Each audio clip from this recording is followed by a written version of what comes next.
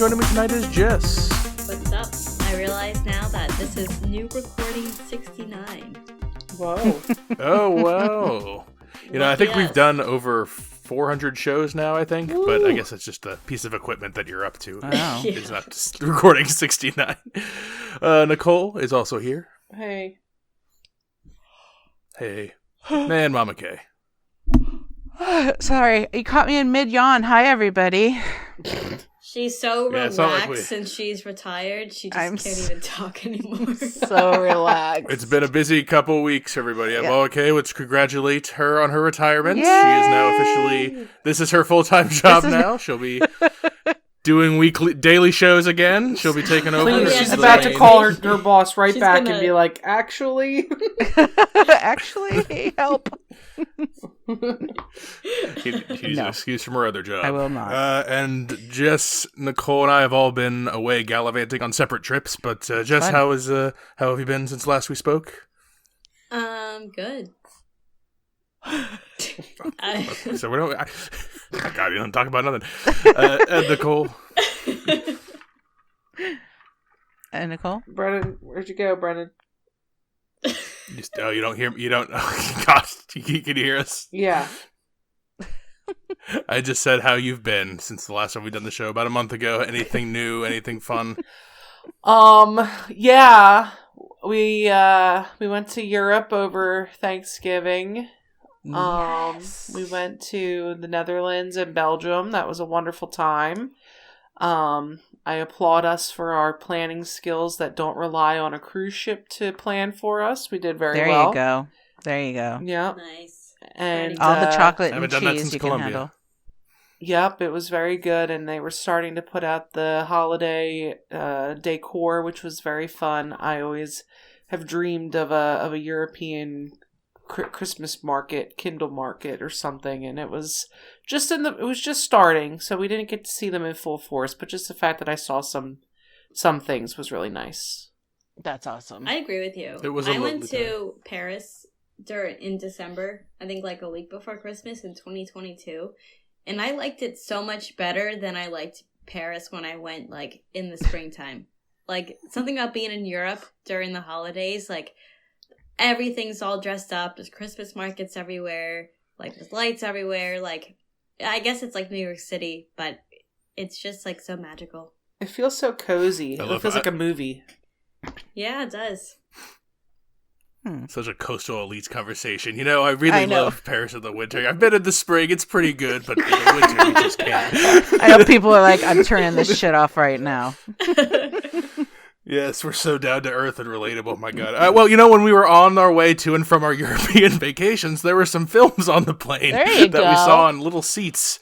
At least I did. I know Nicole saw, and I watched a couple together. We've got some new things to talk about. Jess, I think you have the newest thing to talk about, and I actually haven't seen it yet. So I was hoping to get your early thoughts on Gladiator 2? Gladiator 2, the long-awaited, not really awaited. I have also the sequel seen of Gladiator 2. Mama K's also seen Gladiator 2. Well, this is great. You two can talk about Gladiator 2. She's see more movies than all of us now. I know. I should see them all. Okay. Yeah. Hey, you can take over. That's what I'm saying. I'll be the talking head. You can be the main person. Films with Mama K. Starring I like it. it. Paul Mescal, Denzel Washington, Pedro Pascal, Joseph Quinn, Jess's beloved, Connie Nielsen, and others. Guys, what did you think of Gladiator 2? Jess, I'll start with you since I called on you first. So I forgot to tell you, I watched half of Gladiator 1, and it was exactly good how to get perspective. I expected. I did not like it. I thought it was just overly dramatic, drawn out, a typical 2000 movies that just wasn't worth watching. Like the Russell Crowe one, and the Russell Crowe one, and Joaquin Phoenix. Probably on people's top 10 lists. Right? Like people love Gladiator. I think it's an okay movie, but a lot of people really, really love Gladiator. The first one. They spoke like this. It was so irritating to listen to because you really could like speed it up times 2 and you could get the same idea, but they talk so slow and so dramatic. I don't know. I didn't like it. I saw half of it. Dude, and your I was brain like, is fried, Jess. Yeah, I saw half of it. Can we play this on like, 2X? Yeah. I got the point. I didn't care what happened the rest of the movie. Like, it was good enough for me. So then going to Gladiator 2, I was like, all right, I know I'm not going to like it. I'm probably going to fall asleep. Like, I'll see a later show, so I'm a little tired. And the fact that Joseph Quinn was in it, I was like, okay, so I had to at least give this a chance. I liked it so much, and I surprised myself. I did not expect to... I know. I did not expect to like it. I thought it was just going to be like a guy's movie, just like fighting and action and then blood and stuff, which there was a lot of. But I did follow the movie the entire time, and I did enjoy watching it. So I will give Gladiator 2 thumbs up. Kind of annoyed they made Joseph Quinn ugly, but that's okay. Oh. He was still good. I still liked watching Who's Joseph Quinn? Who is he in this movie? One of the emperors? He's one of... Yeah.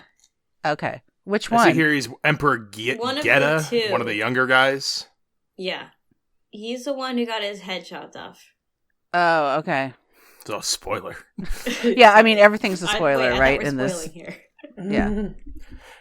I mean, I think if you're going to see Gladiator 2, you're not like super invested in like, oh, I hope this emperor and not that emperor gets killed. I think you're probably like, I want to see some blood sport. But Bubba K, what's your overall thoughts on Gladiator 2? Do you echo Jess's sentiments? Well, I liked Gladiator, so I think we're at a different starting point. And so I was concerned because this is a Gladiator 2. We know how 2s generally can sometimes go. So, yeah, I mean, I also enjoyed Gladiator 2, and I was not really expecting to that much. But I do think that it was just like one fight after another. There wasn't a huge amount of story in it. It took too long to tell the story, much like Gladiator 1, because it's really about all the fighting. Seeing Denzel Washington as a bad guy is, it's been a while since we've seen that. So that was interesting. And does he feel still like he's Denzel from like, the 21st century and not like a Roman emperor? Because I feel like it's kind of like you build around Denzel. Denzel doesn't like act to what's that. Like you kind of like he's gonna do what he's gonna do, or did he do a Greek accent thing? I honestly probably recognized him because he was so skinny. Oh really? Yeah. Oh, sorry, Roman. Yeah. Apologies. Yeah, but he's still when he's on the screen, he's still like Denzel. You know what I mean? He's still his part in the movie, he's like a senator or something like that. He worked his way up from slave to, I don't know if he's a senator, but he's something. He's very important. So he worked his way. I thought he was the manager of the Gladiators. Oh, you're right. He was So he the manager. He was the manager of the Gladiators, but he was very. It was a really important role. So it's not like he and they portrayed the emperors as being so stupid, and I think they do that. It feels like in all the movies that emperors over time must be the stupidest people that ever emperored. So, with the exception of they're always Star looking Wars. at the ones who are like the nepo baby emperors, who are like 3 or 4 gens. Yeah, into, that's what it kind of felt like. They've kind of lost their edge, and they're just kind of like again. I haven't seen this. I'm basing this on what you guys have said as well as what I've heard. That's kind of the portrayal of the younger emperors. It's the Apple Martin of the emperors. So, but I want to highlight Matt Lucas in this movie because what an interesting choice. You know who Matt Lucas is, right? Matt Lucas, he's a British like an comedian British that has like alopecia, balls, glasses, very distinct. Yes, looking, yeah. He's done comedy things, and he's been on the Great British Bake Off, and all of a sudden he shows up in this movie, and that takes me right out of this film because I am like, Matt Lucas, what is happening? And he is like, yeah, he's like the I don't even know how, like the court jester Conan O'Brien kind of person of the stadium. He announces things and tries to be kind of funny and all that. So it's just really, it's a weird flex. And it takes me out of the movie a little bit, but I liked it. We did learn something in this movie that I didn't know. I don't know if it was supposed to be like a surprise or a secret or something like that. But, yeah. Overall, then, it sounds like I would say 2 recommends for Gladiator 2 from our panel. I think so. Alone for how they flooded the Colosseum and put ships in it. I mean, I know they did that, but to see it depicted is like wild. I've heard some good thing about some monkey scenes. The monkey scene's good. Because it's been a good year for monkeys. Yeah. Oh, yeah. No, not a good year. Jess says, oh yeah, I'd like to hear that. You have any interest in Gladiator 2, Nicole? Maybe. Oh. When it comes out. Wow, okay. And when it comes How out, long cover is your own it? home. That's really the big question. Oh, I think it was a longer one. Oh, I don't know. I'm going to go 2 220, hours plus, something probably. like that. Oh maybe. my god. Ooh, 220. Yeah. No, we have eight episodes of a TV show to watch. Where are we going to find the time for 2.5 hours? Yeah. Wait, Mama Kay, did you recognize that the woman, like the mom, was the same woman from the first Gladiator? Yes. I forgot her name. I don't even think she looks remotely the same. And then Kyle was like, oh yeah, I think it's the same lady. And I was like, I don't really? Like, I didn't get that connection at all. She just doesn't even look like the same person. I think she looks the same. I mean, and you know, she was mother of Lucius when he was a little boy in the first one, and now she's his mom now. I think she looks good. So that's the connection to the original one? Yeah. Yeah, so it's the same actress. I thought, like, I guess she had 2 different hair colors. Like, she was blonde in the first movie and brown in the next. That was enough for me to be like, different person. No, I thought she looked the same. Yeah, there was a little boy in the first one that Maximus is basically kind of saves, and then he's grown up in this one, and that's Paul Mescal's character, I guess. This sounds like one we could have done a standalone. You guys, next time you guys are both watching one, you let me know if there's one worth talking about. We can do a standalone, because we got other films to get to. Okay. But Gladiator, I mean, it sounds like I don't think a positive overall. Anyone's seen any of the other films I've seen, so. Okay, so this is going to be the probably longest talked about. Although Jess and I are probably going to spend a few minutes on another movie in a minute here. Okay. But Nicole, why don't you talk about something that we have seen or you have seen, perhaps without me? I don't know. You watch things. Okay, yeah. How about I talk about me for a minute? Yes, let's get out of the Gladiator room and go to Nicole's world. I watched a documentary on the plane over Thanksgiving. I don't think I caught the buzz on this one when it was coming out, but maybe I forgot. But I watched I Am Celine Dion. Which came. I Am Celine Dion. Oh yeah, I really wanted to see that. I honestly forgot about it. Yeah, I don't remember if I saw it before, like knew about it before, but it came out earlier this year, documenting her struggles with this really unfortunate disease that she has. I think it's similar to MS. I forget what it's called, Stiff person or something like that. What is it? Stiff person.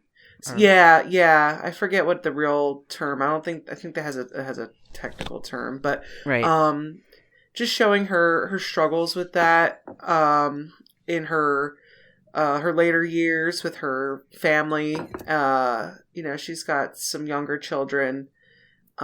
Just kind of navigating through that with her life, and I was reading some stuff about it from what other people thought about it, and they felt that it was kind of self-centered in the way that it's about a woman whose fall from fame is really what the main story is about. I didn't see it that way.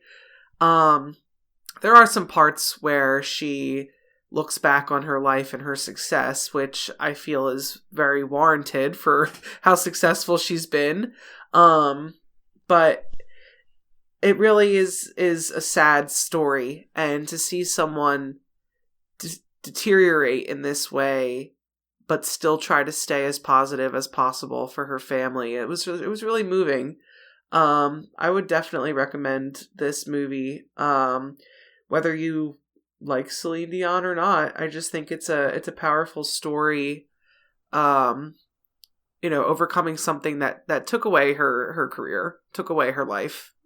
Did you watch the Michael J. Fox one? No. Yeah, I mean, no. Oh, I think did we talk about that? We one? did talk about it. Okay, yeah. still Michael J. Fox. Whereas I like that one a lot. Really interesting guy. Whereas, but at the end of it, I was like, he's kind of a dick. Like even now, like I'm just like, and I think he even says it. That was my favorite part of that documentary, where people were like, people said you were kind of shitty for like 10 years, like before basically you got sick, and then you kind of like started kind of being nicer better. to people. Yeah. And he was like, yeah, I was kind of a dick. Like, it was kind of like I kind of got smited for wagging my good fortune around a little bit. Is how he seemed to feel, and I don't disagree based on his personality. Is that not what Celine Dion? That's not part of her, like... Celine does not come off as a dick. I know you... No, but does she come off as, like, this is, I've been so fortunate in my life, but now to have this, like, how to... I think that she knew how big she was, and she was proud of that. So to not be able to continue it the way that she thought she would, she was supposed to have a residency in Las Vegas, and all of that got taken away from her, and I think she's just really upset about that. So to cope with it, she kind of looks back at her highlights of her life, and I think that's how people took it as, oh, she's so self-centered, all she can talk about is how great she is. Well, yeah, that's what she wants to remember. So I don't see it the way other people did, but really, really heartbreaking couple scenes in there. So I think it's just a glimpse into what she's dealing with now. I really recommend watching that. It was pretty moving. Well, there you go. The name again is I do remember seeing a trailer for it, and I was like, oh wow, that looks good. Obviously I love Celine Dion, so I do too. I can confirm the disease is indeed called Stiff Person Syndrome, SPS. Okay. So Mama K was right there. And I Am Celine Dion, the documentary, 100% on Rotten Tomatoes. So the critics agree with you, Nicole.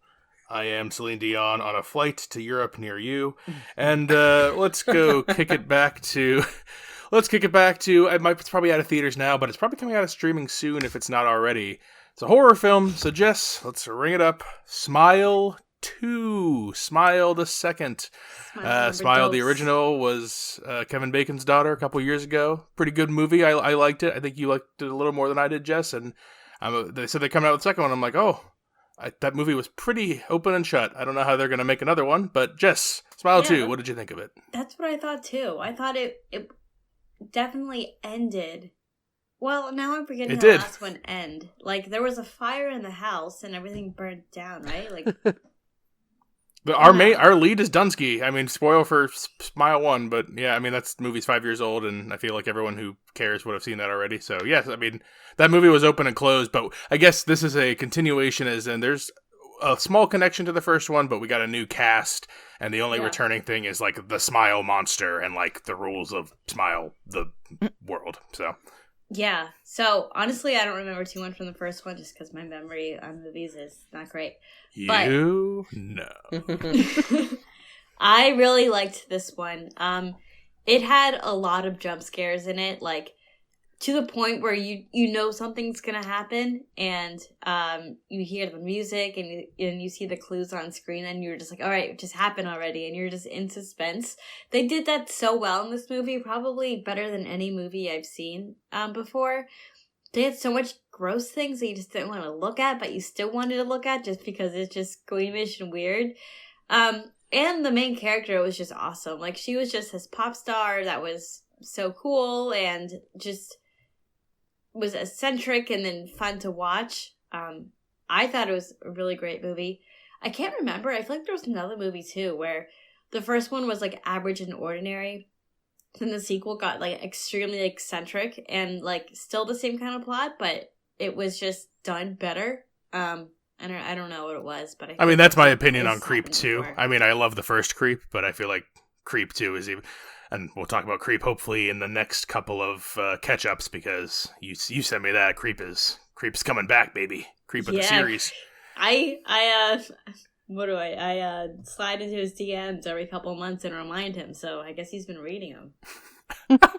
For those who didn't follow, the Creep films 1 and 2 by Mark Duplass and Patrick Bryce, they're going to create a limited series where they follow Mark Duplass's character around, and that's coming out soon, so I'm sure that will Mark be worth Duplass a standalone to one. tell him you want more Creep? Yeah, I'm trying to... Oh yeah, Jess DMs Mark Duplass on the reg. Oh my god, really? You should tell him that Paris is better at Christmas time than in the spring. Maybe he'll take you seriously. That's awesome. So Smile 2 overall, you liked Smile 2? I like Smile quite a bit, it sounds like, actually. Yeah. I thought Smile 2 was better than Smile 1. Smile 2 is great. I totally agree with you, Jess. First of all, main character, she's a big improvement on the first one. Sosie Bacon is like kind of milk toast okay. Naomi Scott, who Nicole we know from the Aladdin remake, she was Jasmine, and she's in like the Charlie's Angels remake. She's in some not great stuff, but she is very, very good. Smile 2, extremely compelling lead. I guess she plays like a Britney Spears-ish kind of person because she's supposed to have had like a fall from grace before, and then she's like, this is her comeback. And the Smile 2 demon in the first one reminded me of Demi Lovato because she just had. Oh, that's a good one. Yeah, that's a good comp. Yeah, so you get it. It's an amalgamation of pop star trauma things. And so the first one, the trauma smile monster goes after like what does it go after? Like grief, loss kind of thing. This one's a little more like addiction, but also fame, narcissism stuff. It's better, I think. They use their premise better. It juices jump scares. Like, it's, as Jess said, like, it juices the jump scares. It is not afraid to use them. For someone who doesn't love that as a storytelling technique, still really liked it. Like, I thought when they chose to use them, they were good. And Smile 2 is also another movie where, like, I shouldn't like this movie. Like, it does another thing where it does a lot of, not breaking its own rules, but like its rules are so loose that like you have to really suspend credulity to like kind of care. You gotta care. Like, I want to care. Like, I need to care, so I need to know what the stakes are. It does a really good job of having its cake and eating its too, where like it kind of reveals like, oh, this wasn't real, or like the stakes weren't as high here as you thought maybe, or like maybe this wasn't really happening. A lot of kind of like it was all a dream kind of thing.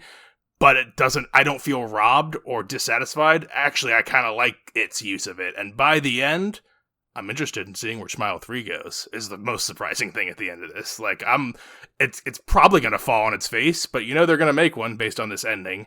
And I am in for the ride. I liked Smile 2 quite a bit, Jess. It's a Smile franchise. Number 3? What was that, Mama K? It's going to be a Smile franchise. I think it's probably one where there's like, we got the first, it's horror movies. They're cheap. Yeah. If the first one's popular, like there's literally no reason not to make a second one. Even if it's the cheapest piece of garbage ever, like it costs $10 million, make 50, done, boom. Even if it sucks, it's done. And if it's good, well, now you got a franchise, and now you're going to make $100 million on the third one. Like, horror movies are, other than blockbusters, which even those are starting to fade, like, horror movies are like one of the last bastions of creative filmmaking because they still get made. So, yeah, Smile 2. It's at the end where that monster reveals itself, I was like, all right, these guys are having too much fun. Like, they need to reel it back a little. Like, it just got too much fun. The monster came out of her stomach and then went on stage and on something. It does like a lot of body horror, extreme body horror. When you're like, all right, these guys just reel it back a little bit. Like, I really don't care what the smile. Like, I didn't know that was actually the smile monster until I talked to you. Right. I thought it was just them just trying to be scary. So I honestly, that's because you didn't remember the first one. True. I mean, the first one, that same monster was there, and so it's like supposed to be like, oh, it's the same monster from the first one. Like, I honestly have no interest about the monster. Like, I wish it was a virus that you just couldn't see. I mean, in the end, I think a lot of it was kind of in her head, and then like you start asking logical questions. Like, some of the characters entirely are like almost fictional the whole time. Like, we don't see the real them for like the majority of the thing. So like, without going into details for everything, but like, cause I think it's a worthwhile movie. If it comes out on streaming and you like horror and you're listening to this, like, and you saw the first one, you're like, that was okay. Like, this is better. This is an improvement. You don't need to see the first one. Helps, I guess, maybe a little bit if you can remember the monster. It might jog your memory. But as a standalone, it works. And Naomi Scott, the lead, she's really good. The songs, I got the songs on my playlist. They've made it into the rotation. Oh, good actual songs in this. Yeah, it's good shit. So Smile 2 passes the horror meter for the Jess, the jump scare, more casual kind of goer, and me, the nitpicky, art criticky guy. So Smile 2, winner. Nicole, how you doing back there? I'm doing fine. Would you like to talk about another thing, perhaps? Sure. Yeah, we can talk about another movie that we saw on the plane. We watched this one together on two different headsets, head TVs. But we watched at the same time though. We sync it up. Deadpool versus Wolverine. Is that what it's called? We did. We watched Deadpool versus Wolverine, the third Deadpool movie. Deadpool and Wolverine and not verse. Oh, apologies. Nope, you're right. You are correct. Deadpool and Wolverine, because they're not versus each other, even though they get a little... You mean sometimes they're the new one that we talked about already? That one? Yeah, Baba K and I did a full review back a couple months ago, but Nicole had not seen it. Was there something I missed? Because... Okay. No. Same one. It wasn't missed, but... Okay, good. But this is when Nicole catches up on the stuff we talked about before. I like it. When it comes out somewhere, she can't escape. It's in a seat in the sky. There's nowhere else she can go, and so she has to watch a movie. It's a long trip. It's the last place she can go. And she's like, well, I guess there's literally nothing else I can do but watch a movie. I mean, you could read, but who wants to do that? No. Just reading. You should know better. Deadpool and Wolverine. I didn't know what to expect. I haven't seen any Deadpool movies, and I think I saw one. No, I don't even think I've seen any movies with Wolverine either. So, I'm familiar. No Deadpool, no X-Men. X-Men, maybe the very first X-Men ever. But I'm familiar with the characters at least. But it was entertaining for the most part. I'm trying to think back on it because there's a big hole in my memory of kind of what happened in like the 2/3 part. I remember the beginning of them getting sent to that area with that woman. I don't even know who these people are. They get sent to, I don't remember what it's called, but it's in the Loki universe, where in the Loki TV show, where it's like a purgatory place for like bad ideas, where like all of like their extra universe crap goes. You know what I mean? It's like the dumping ground. More shit that they're trying to throw in people's faces. I don't know. So many characters come back for this. I didn't even know Channing Tatum was a character, if he's really the person that plays that person. Mm-hmm. That's like the inside joke. Everything's an inside joke. The inside joke on that one is there was supposed to be a Channing Tatum movie where he plays that character, and they were like, "That's not going to work. We're not going to make that." Well, they were right. So they were like, "Oh, well, let's put them in the fucking place where the people who don't work go." Yeah, and that Nicole, you're right. That would not have made a whole film. That would have been awful. It's fine for 30 seconds, and that's about it. Yeah. But, yeah, I mean, this movie's clearly just being made to use up some familiar faces that people have forgotten about, like Wesley Snipes and Jennifer Garner. So, it was a fine movie. I do not feel like I'm missing out on the Deadpool situation. I think he's really harsh. I think it's way over the top for no reason. I guess people wanted something a little more saucy and wanted some cursing and talking about ball sacks and whatever else, but that's talking about ball sacks. Whatever they forget, buttholes, whatever they're talking about. I don't know.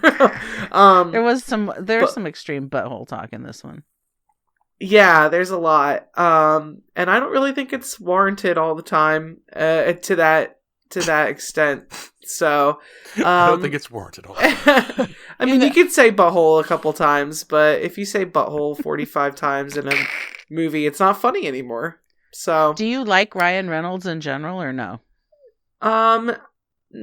Not particularly. There's nothing that really stands out that I've seen him in. I don't think. Okay. So maybe that's where it's very interesting not to have a strong opinion on him. I feel like he would elicit a pretty strong polarizing reaction out of people. Yeah, he's polarizing. Yeah, I feel like you could either think he's pretty like just hilarious, awesome guy, or like he's just like corporate stooge. Yeah, but you know how I am with most comedic actors. I don't find many of them funny. So it's true. You don't like to laugh. Well, I don't like to laugh at these people. You don't like to laugh when they tell you to laugh. You laugh when you decide. Exactly, right. But you find the humor where you find the humor.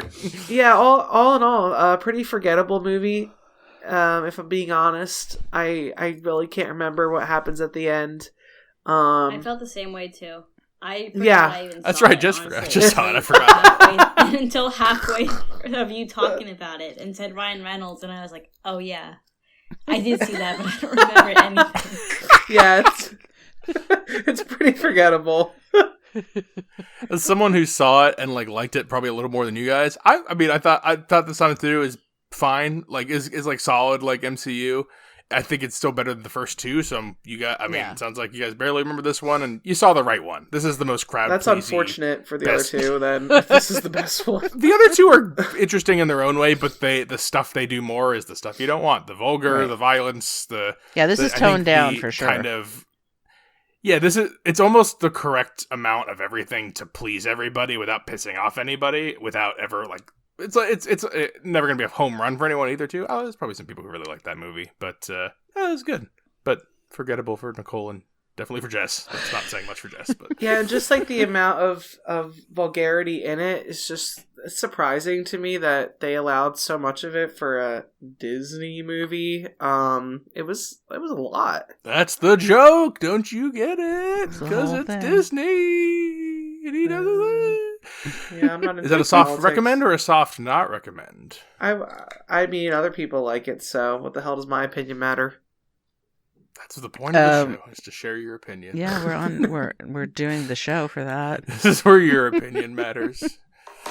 No, I wouldn't recommend it. It's not a recommend from Nicole for Deadpool and Wolverine. Well, okay. You said you had some stuff that no one's seen or cares about. Why don't you talk about one of those things? Well, I have a couple things that I saw at in the theater, but how come we are not talking about the biggest thing right now is Hot Frosty?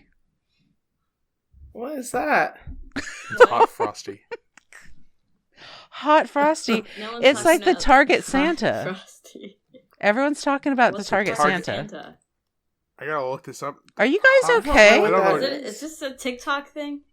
No, none of this is a TikTok thing. She's been watching too much stuff since she's been retired. She's making up things. Oh, it's it looks like it's like a Netflix like Hallmark movie. It's like the chicken when it's Lacey Mario Lopez was the hot KFC guy. What? When Mario Lopez played the sexy KFC colonel. Okay, maybe, like but that? There's nothing sexy about Mario Lopez. That's personal. I don't. Have you seen Holiday in Handcuffs? No. Anyway, Hot Frosty. I'm seeing it now. It looks like a 2024 Christmas romantic comedy with a guy's got muscles on the front, his big red scarf. But it looks like a Hallmark movie, but on Netflix. Right, and the thing about it is it's got something crazy like an 89 or 90% Rotten Tomatoes score. So it's down to 81. Oh, Lacey Chabert. Oh, is it down to 81? Yeah. So that was the thing that I was like, I have a couple of minutes on my first day of being a retired person while I was doing some darning of some clothes. Do y'all know what darning is? I was fixing them with thread and needle. So I put that on because I was like, everybody's talking about the Hot Frosty, and I didn't know. I literally didn't know very much about it. I just knew that everyone was talking about it, so I put it on. And yeah, it's basically a Hallmark ripoff movie. with Lacey Chabert and some dude playing a snowman that comes to life when she puts the magic Dustin scarf, Milligan? Sure. Around him. And this just solidifies why I cannot watch Hallmark movies, because I am she already in a bunch of them? Yeah, she's definitely one of the main stars of those films. Yes. Yeah, she's definitely that. I didn't even know all I knew that it was that Hot Frosty is a hot topic and it's getting this great scores, and I'm gonna watch it. I should have known, like, straight up. Oh, he's Hot Frosty because he's a snowman. He's a snowman that comes to life. Hot. Yeah, it's like Frosty the Snowman.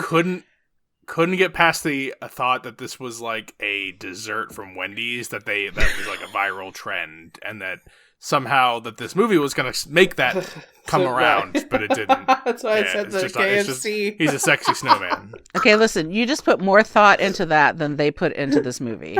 So, well, that's terrible. I took 30 seconds into this. I know. Had a long day too. Well, and I have to admit to you that I have only seen about 3/4 of it because I had to go and do something else. But I'm pretty sure I get the gist of it about what's going to happen in this movie. Of course, she puts the magic scarf on a.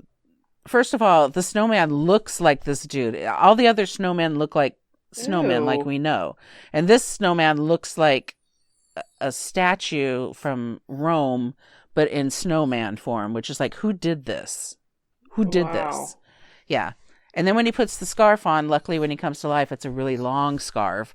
So it covers, all of his, jiggles and bits and stuff. So, because it's a Hallmark movie. But it seems like a little bit of a racy Hallmark movie. I don't know. Maybe that's the thing that people are. Because it's on Netflix, they can get away with more, I guess. Well, if it was a Disney movie, they could show the peen. Yeah. Well, they weren't going to do... It's a Deadpool Disney movie. Right, Deadpool Disney movie, yeah. So, anyway, I don't know that I'm going to recommend Hot Frosty, but all I know is that it's a hot topic. So, if you're watching Hot Frosty, I wait for the ending. I don't know what's going to happen at the end. I've never heard of that. Yeah. I don't think I'm going to hop on the Hot Frosty train. Jesse's hopping on the Hot Frosty train. And then the other... I don't think so. Maybe Christmassy... when I'm retired. Yeah, wait till you retire. You can do all the Hallmark movies. And that's a Christmas one. And the other two Christmas things that I've seen, both in the theaters, one is Red One with The Rock and Chris Evans and that other guy. Seems to be doing okay. And they seem to think that it's going to be like a real holiday classic. I don't know. It's got Krampus. Who's they? Krampus is fun. You know who they is. All the people who are waiting to see how many millions it's going to make. If it makes X amount of millions, all of a sudden it's a holiday classic. So, correct me if I'm wrong, Jess, but this is the movie you were going to go see tonight and then declined. Red One, the new Santa Claus Marvel movie. I was going to see it with my brother, but then he was too tired. But yeah, I wasn't excited to see it, but just because my brother's in town, I was like, let's just go to a movie. And but then you didn't. Not much playing, and then you didn't. Yeah, and then I didn't. Yeah, I mean it's about it's about Santa getting kidnapped and it's got a Krampus piece to it, that's kind of interesting actually. I liked that part of the movie. I'll say, is it executed in an enjoyable? Because I've seen like mad low reviews. Is that just fatigue, or is there actually some work put in here, and like someone who's like not just is this just like a thing for people to have in their eyes, or is there something to this? I think because of the Krampus thing, and I'm not a Krampus fan. So you keep arguing to the Krampus. You're like, Krampus is like an interesting thing. Yeah, and I think is this your first experience with Krampus? A little bit, yeah. I think yes. I mean, in general, because perhaps it's just that you're virginal to Krampus and that you need more Krampus exposure. There's a horror movie called Krampus. Well, and that's the thought process I have with Krampus, is that it's a horror movie situation. So when he showed up in this, he really, he brightened it up and made it fresh. So I was like, Krampus is kind of fun. They kind of, make him, he's not a jolly guy, but he's having a really fun party in this movie with all the bad guys. So, that's fun. It's not going to be a Christmas classic. I feel like The Rock is barely in it, to be honest. doesn't feel like he. Well, that's good. And when he's in it, there's not that much of a presence. So yeah. That's that, and then on Monday night, which actually was just last night, wasn't it? I went to the movies because your father made reservations for us to go to the movies, and I had no idea what we were seeing, and it was a concert movie at the theater. Oh. Yeah. Wait, was it Harry Potter? Wasn't Harry Potter what? A Harry Potter concert? I've seen people been doing that. They go to like a symphony and they play like the Harry Potter music live, but then there's this screen. Ooh, that sounds pretty sweet, actually. I'd consider that. They're doing things like that here. I saw a girl do it on Instagram, and then I went to see tickets, and it seemed like it was like a one and done thing. And I was like, I wish I could have seen that. It seems cool. Yeah, it's like they only do these kind of things like, there's only like 5 showings total, and it's over, a couple of weeks or something like that. But this was not that. This was not a Harry Potter thing. This was some group called For King and Country, and it turns out that it was like a God Squad thing, and it was the Little Drummer Boy. Really interesting.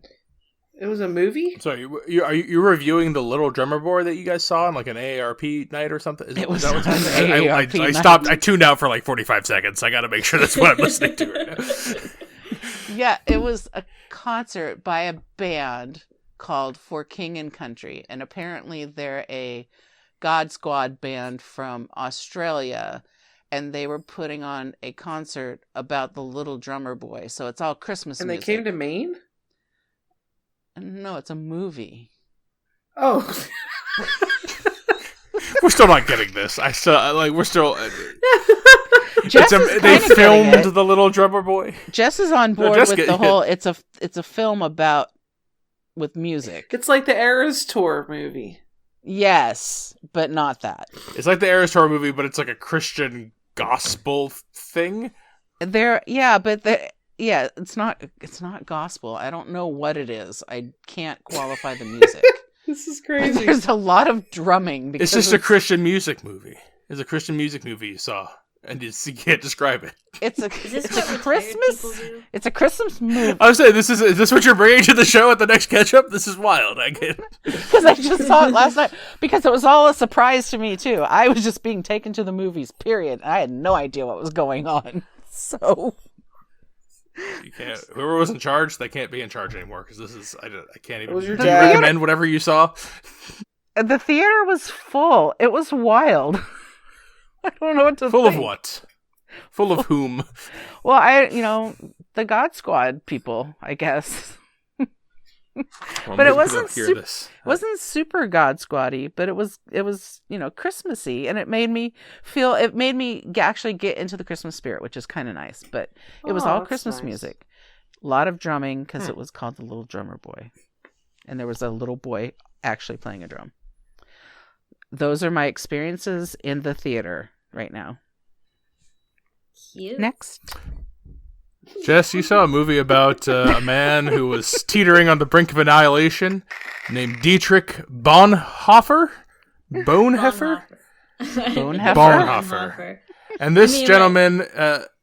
why don't you talk about Bonhoeffer, Jess? A new 2024 historical drama film that Jess is going to talk about. Me and Kyle went to Germany like the 3rd week of October, so we were very fresh in like the Holocaust in between the setting. Paris trips. Right. Yeah. So obviously in Germany we went to the Holocaust Museum, which I actually thought DC was much better.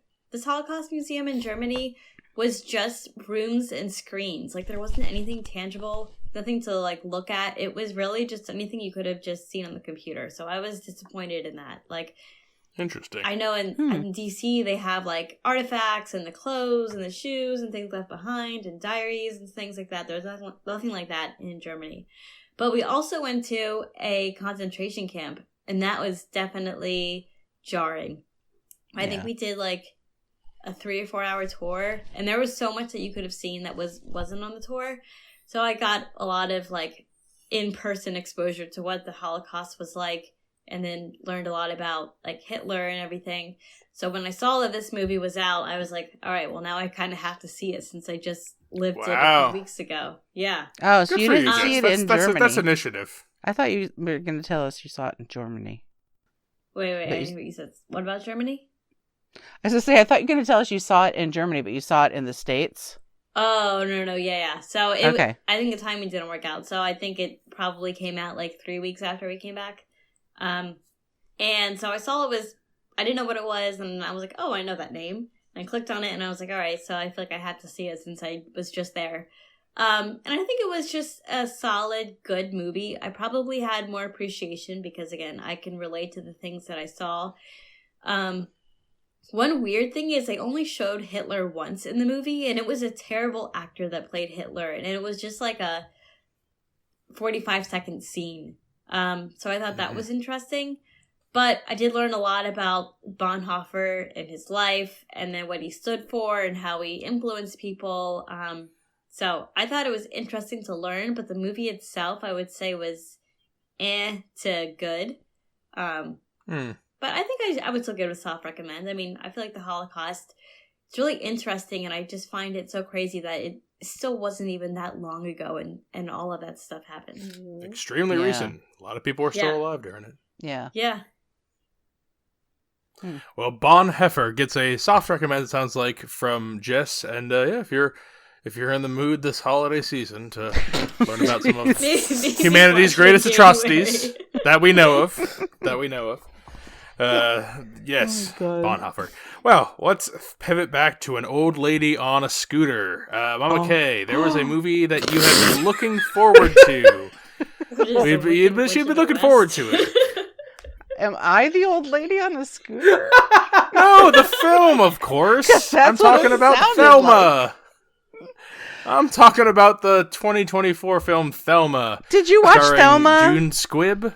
June Squibb. I did watch Thelma. Yes, that's why I brought it up. Yay! Thelma. Yay, Thelma. Okay, why don't you describe Thelma? Because you were looking forward to this movie for several times. I think I was looking forward to it mainly because. Yeah, it's an old lady on a scooter, and then the. That's why I thought you that would jog your memory and not think I was burning you. I knew what you were talking about, but the way that you your entry into it made everyone think that you were talking about me, so that's fine. The promo for it has her like on her little scooter, and it's like a little what do you call it? The needle and thread thing. Knitting. No. Knitting? Sewing? Crochet? Needlepoint? Sewing? Needlepoint. Needlepoint. Yes, embroidery. Needlepoint was the right one. As soon as you said it, it's... Yeah, the little needlepoint. It's her, and it's a little needlepoint thing, and I thought, that's so cute. And I want to know more about what she's doing and what the scooter's all about. So Thelma is obviously an older woman, and she gets taken for a ride by... some people who call her on the phone and tell her, that her grandson, who she just saw, is in need of $10,000 because he's going to go to jail. I forget what for, but yeah. Scammer. So she goes to the bank and she gets out $10,000 and puts it in the mail, like cash in the mail. And then the hijinks. She's a 98-year-old woman or whatever. Yeah, and hijinks ensue because her family finds out her daughter and son-in-law, or the opposite of that, I can't remember, and who are completely removed from like reality, by the way. Those two characters are just like, I don't know where they live. Caricature-y. So bad. And she winds up stealing a scooter from her buddy who's in a nursing home. So it's a buddy movie at that point. Yeah. Richard Roundtree, the first chef. That's right. And then he died shortly before it was released. So that's kind of sad. No. Rip. I know. Richard Roundtree. Did you enjoy Thelma, Mama Kay? I loved Thelma. Thelma was so much fun. It was super formulaic, but also fun and funny. I laughed out loud at Thelma. the movie. As I was watching Thelma, I was like 15 minutes in. I texted you that it was on Hulu. I'm like, it's here. Yeah. It's finally available. Like, I'm watching it now. We can talk about it on the next catch up. You're like, oh, we can do an episode? I'm like, I don't got 40 minutes of material on Thelma. I got about 3. I was like, this is like an okay comedy. Some of these bits are okay. As soon as all the other characters are like nothings, and like even her is just like, it's just like a nothing movie. Like, it's like, okay, I'm not going to like remember any of these guys by name. I'm not going to love any of this. I'm not going to be craving more Thelma. So let me just like hang on to the bits that made me chuckle or laugh. And there were some of those. I have in my notes intense old lady walk. So I'm thinking that's when she's walking intently from like place to place, but it's playing like action movie music, but it's a 98-year-old woman like slowly walking from a place to place. I'm like, oh, that's funny. There's a lot of shots of her eyeballing the scooter before she steals it, where it's like, oh, I'm not gonna get that scooter. Like, it's good filmmaking. It is. I'm gonna get that scooter. At one point, her and Richard Roundtree are using their hearing aids as like walkie-talkies in like code. And I'm like, all right, clever, using the old person premise to like do spy stuff. Not bad. And then the final thing that I laughed at, which was probably my biggest laugh, is when she was trying to like click on it, like log onto a computer, and there was pop-ups coming up, and she was like, "There's so many, I can't get through." And there's like. She had to remember they're like, remember your training. And they're like, the clear X, or and she sees like, just like that clear faint X in the corner of a pop-up ad. And she just hits it like twice. And she's like, I'm in. I'm just like, pretty good. Because like closing a pop-up for an old person probably feels like hacking a computer. So I was like, good jokes. Good jokes. I like these jokes. So there you go. Like Thelma made me laugh. Those are your parts. What was that? I said I probably would have liked that movie. I think you probably it. Still would. It's very cute, and her and Richard Roundtree riding on a scooter. That's epic. I will say, Nicole, you were in the room for about a third of this movie. Or is it just a manual scooter? It's like a Rascal, like one of those electric ones you would take in like the grocery store. Old person, but it's really nice. It's pretty. I mean, it's a nice looking scooter. And I was saying, Nicole, you had the opportunity to watch it. You were in the room for part of this, and then you went and did something. I don't remember what you were doing, but it was playing, and then you just, it's like it wasn't even on to you, I think, kind of thing, where like you were doing other stuff. And I bet your mom's like it too. Yeah, I mean, that's the thing. It's like, this is a great 3-star down the middle. Nothing wrong with it. It's not really bad. It's not even that late. Like, it's lazy in the we have to make something way, but at least we cared to write jokes. At least the actors want to be here. Like, at least everyone like that's the kind of thing where I was like, yeah, it's formulaic and simple, and like it's just like a whatever. Like, it's not like anyone's passion project per se, but like everyone seemed to care, and the jokes are jokes. They're like a couple of funny ones, and like they tried. So it's not the Adam Sandler. It's what is this? It's what is this movie called? Rascal Flatts? Thelma. Yeah. What did you say? Rascal Flatts? Yeah, I just couldn't stop thinking of her on the Rascal going slowly down the street while people chased her. Nicole, did you have any other notable TV or films that you wanted to mention on this roundup? I have one more thing that we've been watching. It's actually rather embarrassing now that we've talked about some of these other things, but like I've just recently thrown on all 3 iterations of CSI. Oh, that's a kind dedication. Of see how those are going. And I just threw on random seasons. I didn't start from the beginning because you know that the first couple episodes are always crappy. Out there in the field. Oh gosh, what's going on? This is just for the audience in the background. But I've kind of just silently rated them to myself. We only really have watched a few. Right now, New York has had the most watch time out of the 3, and right now I think it's because the story's getting pretty interesting. So I'm kind of excited to keep watching it. Someone's stalking Gary Sinise, so really excited to see what happens there. Our favorite couch potato. But I remember watching the Las Vegas one growing up with my mom. That was the one that we always watched. And this all started because I sent Brennan a meme of the CSI Miami one with the sunglasses, and I'm like, oh god, I forget how these shows are. So I threw them on. Only watched about 8 episodes combined of all of them, but right now, as surprising as it is, I think New York is on the top for me just because I need to see what happens. Yeah, but I told you New York's the best. The Las Vegas one will always have a place in my heart because that's the one I always used to watch. And Brennan, the Miami seen one these? fucking sucks. I'm surprised that you watch these, Brennan. Yeah, we have them on in the background. Is it because you're watching? Oh, but I mean, I tolerate them because I watch the Vegas and the Miami ones just to see. I'm at the age now where like I just have like a curiosity, and it's like, oh, what were these? What was like the zeitgeist kind of thing? Like I like more historical artifact kind of thing. But Nicole's right. When I'm watching the New York ones and Gary Sinise is going, I'm like, I forgot I used to watch this show every day. This is the best. Like we watched a little of the Vegas one, little of the Miami one. I'm like, yeah, they're good, but I'm like, no, CSI New York, my fave for sure. I've only ever seen the CSI Las Vegas one. I think I don't think I've ever seen the other ones. You've only seen that one? Yeah, I can't stand Vegas the guy is good. in the it's Miami not bad. one. Like I'm not gonna shit on it. I just that's that's the OG. Like it's the best one because it's the original. Yeah. But I think if all 3 came out at the same time, people would like the New York. Like the New York one's got the most fun characters. The setting's more interesting. Would. Yeah. I feel like Miami sucks for sure. Miami's the worst one, like no doubt. It's garbage. Yeah, it's almost unwatchable. Whenever I think about Just did you ever watch the CSIs? No, I've never watched them before. OMG.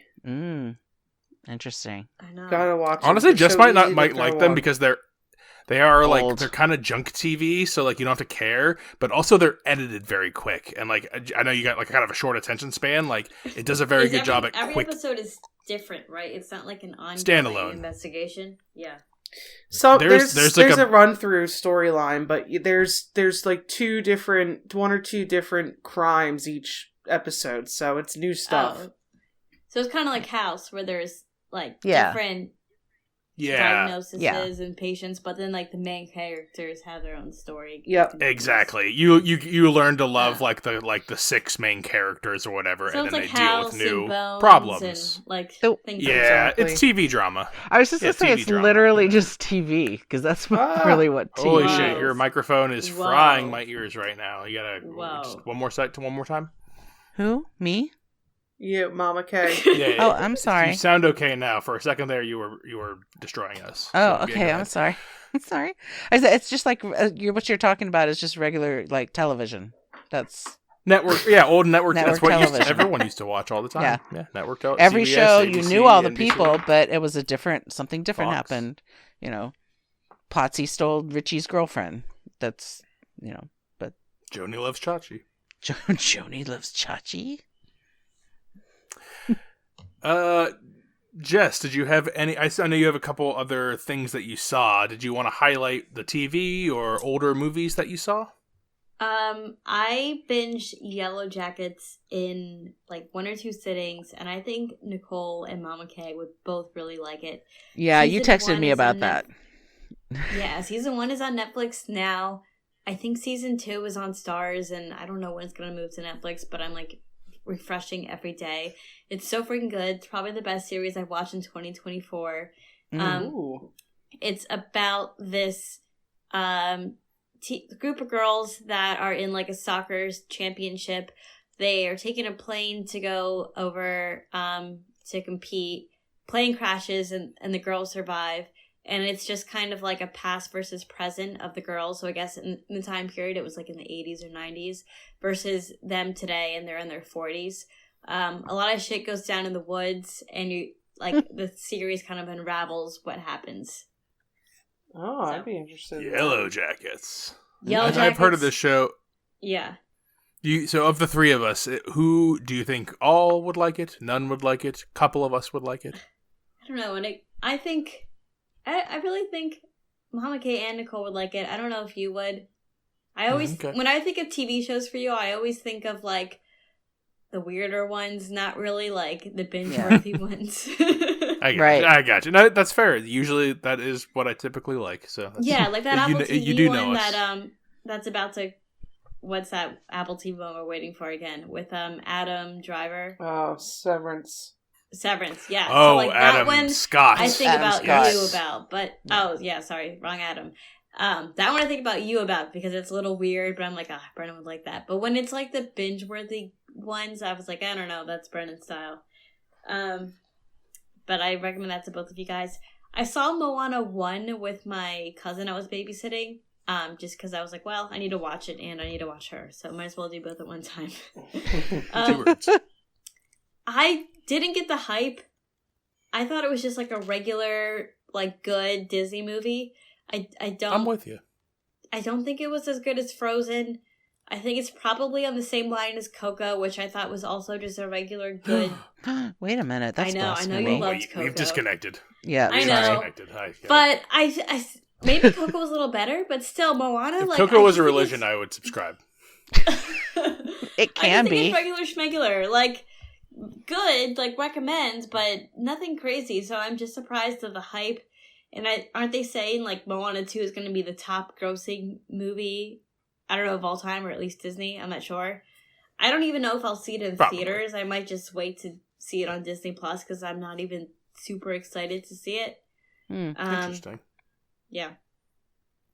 So I liked the crab in Moana 1. I find it pretty mid as a Disney movie. Some of the songs are okay. But yeah, she's not my favorite of. It's not my favorite story. It's okay. But Mama Kay and Nicole, do you have any thoughts on the first Moana? And are you interested in the second one that's coming out? Well, it's currently out as people are hearing this, but right. Do you have any interest in it? I have interest in it, but I have to confess that I have not seen the first Moana. So, well, you can't be that interested then. Not that interested. I mean, I'm interested. You haven't seen the first one. It's available to you. It's not. I don't have Disney Plus right now. The free trials are done. It's because we changed phone carriers. It's not funny how that works. Yeah. So Moana 1 was like a soft recommend, Jess. Like it's okay. Yeah, I think it's just fine. And then, Mama Kay, do you have any other ones you wanted to wrap up with? No, not really. I tried to watch something called Palm Royale. It's a TV show on I don't know what. It has Kristen Wiig and Ricky Martin. I thought it was going to be like White Lotus kind of situation. This sounds like a dream you had. Doesn't sound like a real show. I'm going to just say right now. I don't know.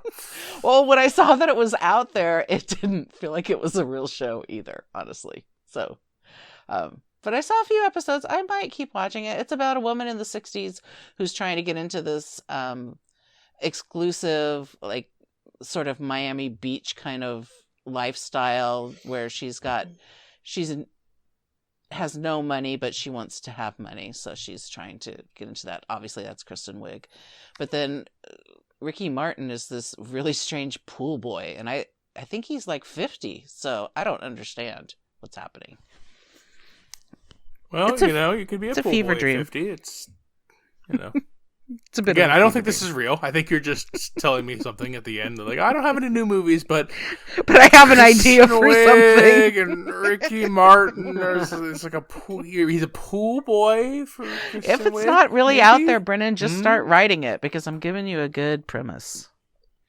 I'm not the guy to tell that story.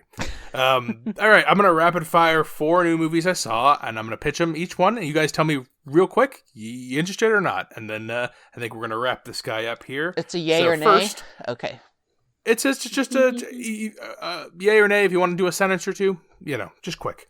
Okay. I Am Okay. Tig Notaro made a new movie. She's a comedian, and she stars Dakota Johnson and Sonia Mizuno. No. Dakota Johnson discovers... Oh, that sounds like negative already. Dakota Johnson discovers that she might be gay, and her best friend's moving away, and it's triggering it off, and she's taken those Am I Gay quizzes online, and she goes on dates with her. She's got like an art job, and she's in her 30s, and she's figuring it out. I found it to be a rather charming movie. Tig Notaro has a cameo in it because it's her movie, and she plays like this crazy instructor at like a weird retreat for women to find their power kind of thing.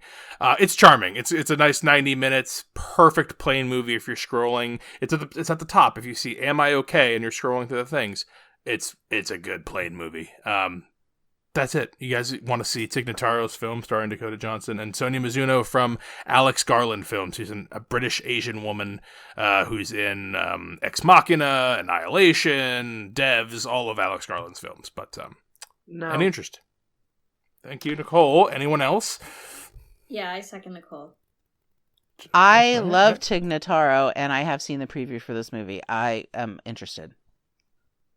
Okay, hopefully in a future catch up, maybe it'll come out on streaming, and you can tell me if I'm accurately selling it. It's like a 3.5 star movie, maybe 3.5. I liked it more than the average movie. But next up, The Bikeriders. Jeff Nichols' Bikeriders. He's a famous writer-director, and this is his 8th, 9th, 12th. I don't know. He's made a lot of movies.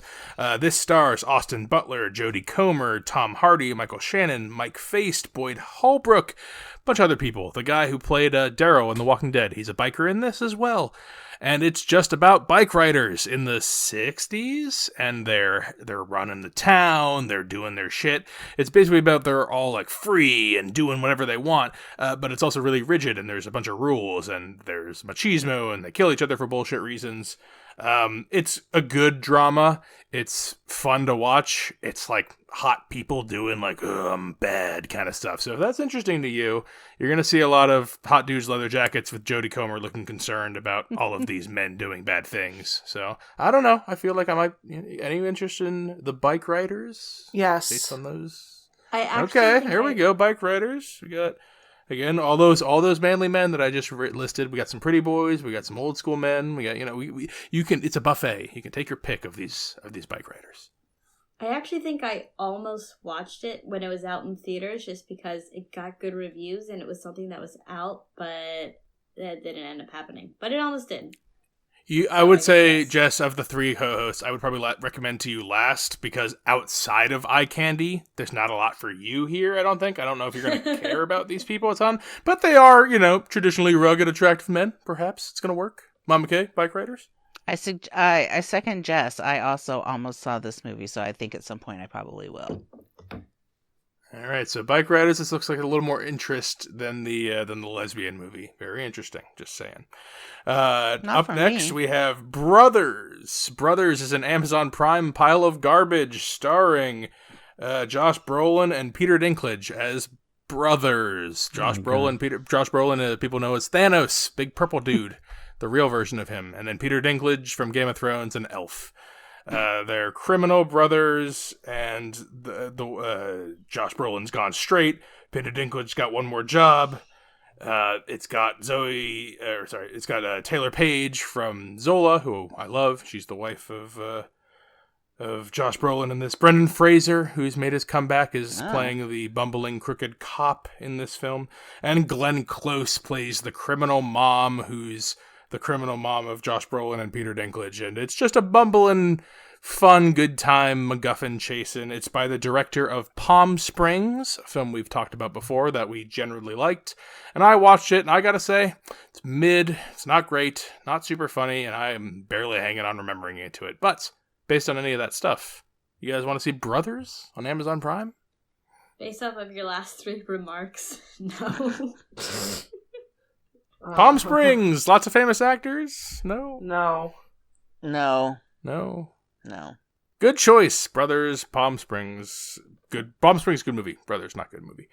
And then finally, I will end it with Paul Feig's latest movie. Paul Feig from Bridesmaids and A Simple Favor fame. So, those are some real good movies. We like those. This one stars John Cena and Awkwafina. See if anyone's still listening. No. Anyone?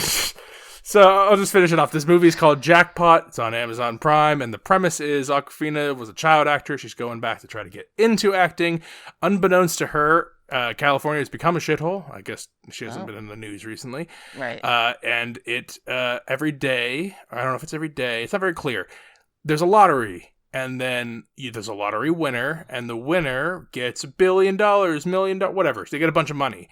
And if they survive to the end of the day, they get the money. Survive to the end of the day, that's right, because everyone else is out to kill the lottery winner. And if they kill the lottery winner, they get some fraction of the lottery money, and then the rest of it goes back to the state. And that's how the whole thing works, because it's dystopian. But it's Awkwafina and John Cena, directed by Paul Feig, so it's funny.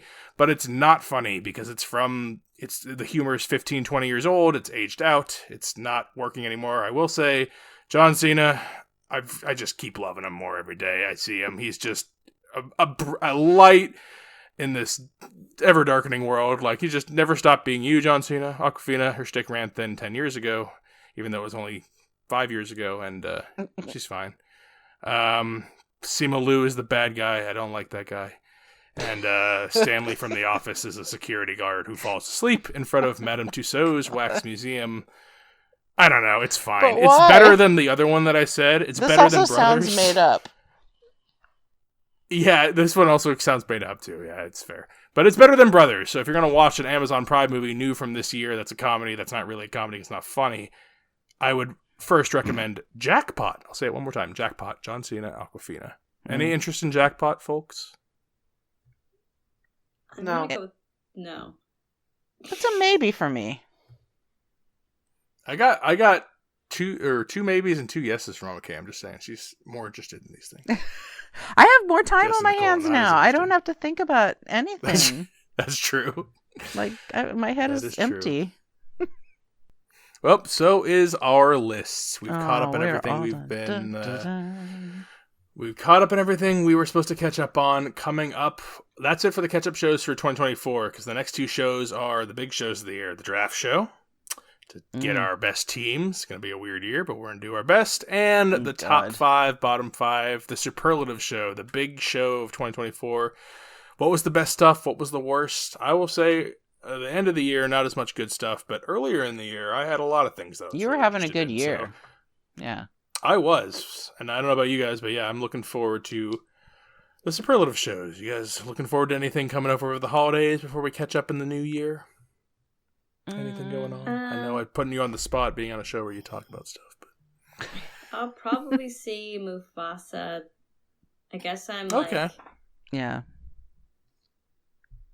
Yeah, I just saw another preview for that. I don't know how Timon and Pumbaa are there, but all right. Nicole and I were just having this conversation the other day. But about Timon and Pumbaa? They seem to be there. Yeah, they seem to be in the trailer, even though Timon and Pumbaa, Meerkat and Warhog, they have a much lower life expectancy than lions. But we're supposed to be dealing with a young Mufasa. How am I supposed to believe these talking animals are real? There's a Christmas movie coming out about how Nicole Kidman is dating like this young guy. I don't know why it's a Christmas movie, but I'll probably end up watching it.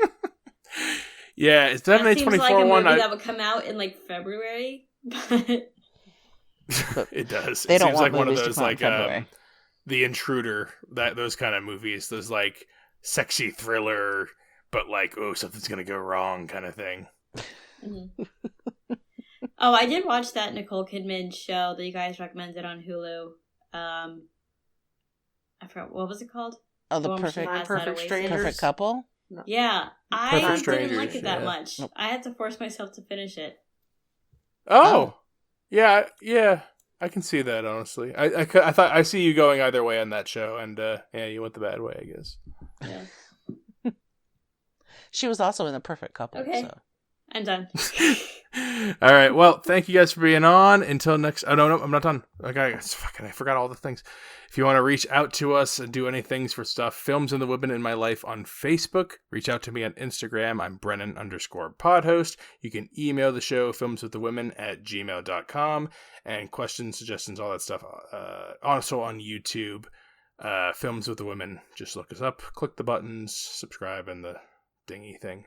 All right, Now we're done. Jess, you can go away now. Thank you for being on for the catch-up show, guys. I'll talk to you for our top 5 and our draft shows. Cool. Right. Bye, guys. Bye. Until next time, this is Brennan signing off, saying thanks for listening and enjoy your movies. Thanks for listening to Films with the Women in My Life. If you enjoyed being a listener in our life, please rate and subscribe on Apple Podcasts or on your favorite podcast app. Keep up with the latest from the show on Instagram at Brennan_podhost on Facebook at Films with the Women in My Life, and on Twitter at FilmsWomenPod. Finally, you can email the show with questions and suggestions at filmswiththewomen@gmail.com. Original music for the show was created by Ian Burke and Chris Iwanek. Original artwork created by Nicole D'Alessio. This show is produced by Brennan Snyder. Thank you again for listening and enjoy your movies.